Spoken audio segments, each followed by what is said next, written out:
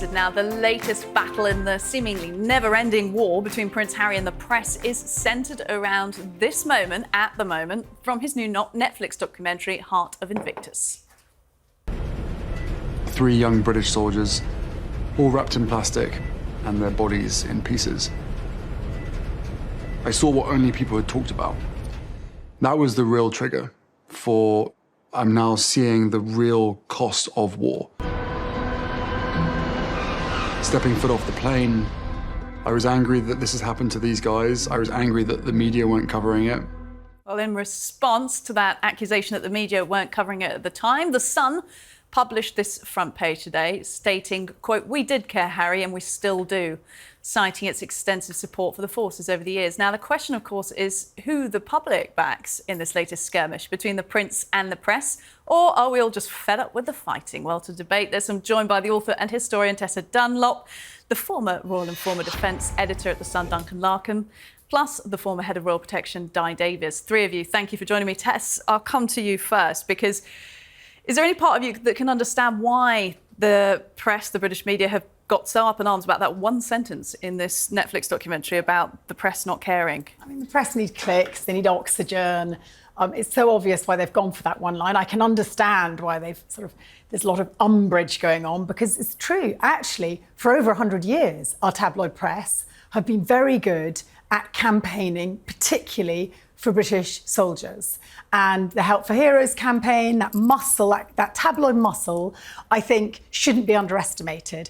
But at the same time, Harry's reality in that moment, and if you look back, because I did check back to 2015, the time he's taken off. He's an angry young chap at the time because his story had been leaked in the American press, not fair enough, the British press.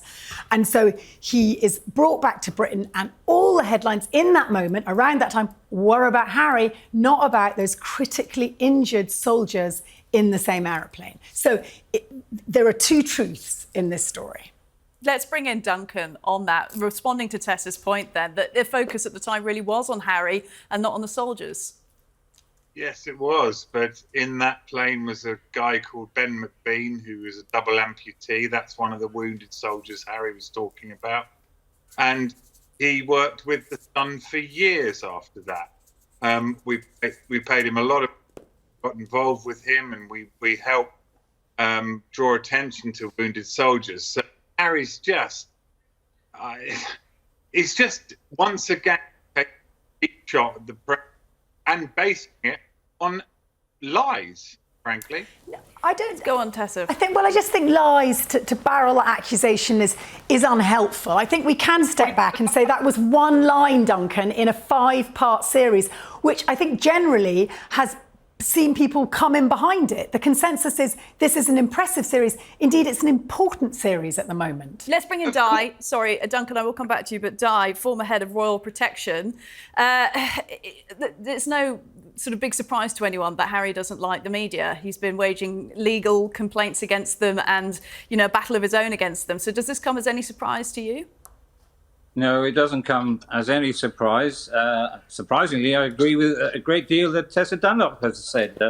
Sometimes I don't always agree, but on this occasion, I do. However, there is the truth, and then there's Harry truth. And I think that's been demonstrated many, many times now over the last few years. He has his truth, and I've no doubt he believes it. But I think, with great respect, he's been to the same school of advice as his Uncle Andrew. In other words, not very good. And I think we should concentrate more on these injured people. He's getting all the publicity. Yeah. We should really be concentrating on these amputees and these poor men and women who have suffered. They're the key things. And I think, Harry, with great respect, you should stand to one side and emphasise more the fact that you are helping them, but so are many, many others, including the press. Di, have you watched The Heart of Invictus? I know it's 5 parts and you've probably got a busy life, but have you tuned into it at all? No, in fairness, I haven't. I've just heard all day, and I've been commenting like you probably all day. I've just done a 6.5-hour journey from North Wales down to here to speak to you guys. So no, I haven't had a chance. I will, out of professional curiosity and the ability to speak honestly and sincerely. But with great respect, let's concentrate on those men and women who have been injured they suffered far more than Harry ever has, Right, in my humble but opinion. Di, with great respect, the series in balance is 90% the injured veterans of war and about 10% the Duke of Sussex, with a flash in the pan couple of moments, including the Duchess. I actually think what's impressive about the series is the balance. It's Harry-like, just enough of the magic royal fairy dust. And where the imbalance, if you like, has come in is the press coverage off the back of the series.